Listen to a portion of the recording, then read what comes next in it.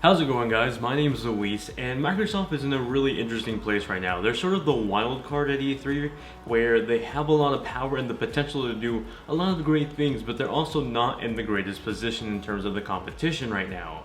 Sony is really killing it with their software lineup on the PS4 with third-party deals going on, and a lot of great support just in general through first-party support. But then there's Nintendo, and they pretty much have the hype up of the Nintendo Switch, and there's a lot of positive feedback with the launch of that system. And then there's Microsoft. Microsoft hasn't really been killing it too well in terms of the software lineup lately. They have very few first-party titles, and the very few they have, they started canceling a good handful of them. The real thing they have at the moment right now is the launch of Project Scorpio, the most powerful console on the market, and is coming out later this year. So their big appeal right now is the new hardware launching later this year. But what good is great hardware without great software? Which brings us to what could they be announcing at E3 later next month. While you can expect a lot of updates on all the games Microsoft has announced between 3 years ago and last year at E3, for example Crackdown 3, we've seen a lot of gameplay and just general information about how the physics engine is going to work in that game in terms of like the CPU usage, how the Xbox One is going to use cloud power to pretty much process all that information, but we haven't heard too much about the story nor release date just yet, so you can definitely expect to hear both of that at E3 next month. Cuphead was revealed back in 2014, and we're pushing on 3 years after the reveal, and it's still not out yet. If anything, I expect this game to be released around E3 time window, so possibly sometime in late June or early July. Additionally, you can expect an update on State of Decay 2 that was revealed last year, and we got a cinematic trailer, and then just in terms of outside of the gameplay or outside of the trailers, we've gotten some information from the developers saying how it's changed from the first State of Decay, but we haven't really seen any actual gameplay, so I definitely think we're going to be seeing that at E3, along with the release date of possibly September, sometime later this year, definitely later in the year. Lastly, Rare's game Sea of Thieves has been in beta for quite a while now and is due out sometime later this year.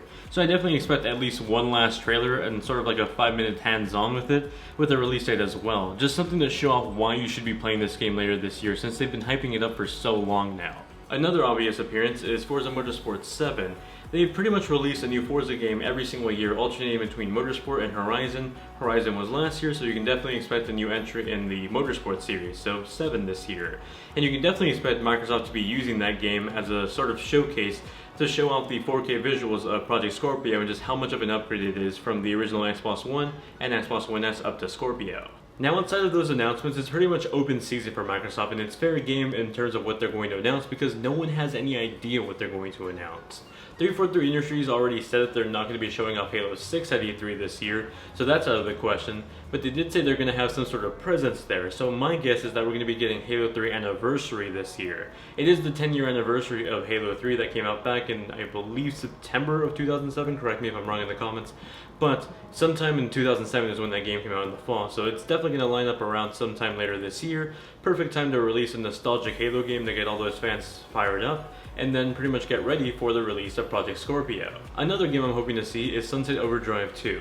The first game sort of went under the radar in 2014 when it first launched, and it was a really fun game, and it truly is one of the only games left on the Xbox One that's first party and really exclusive because it's not on PC, and it's a really fun game. Insomniac worked on it, and even though they're working on PS4's Spider-Man game right now, they have pretty much juggled games in the past between multi-platforms, so it's not out of the question that they could be working on another game from Microsoft right now.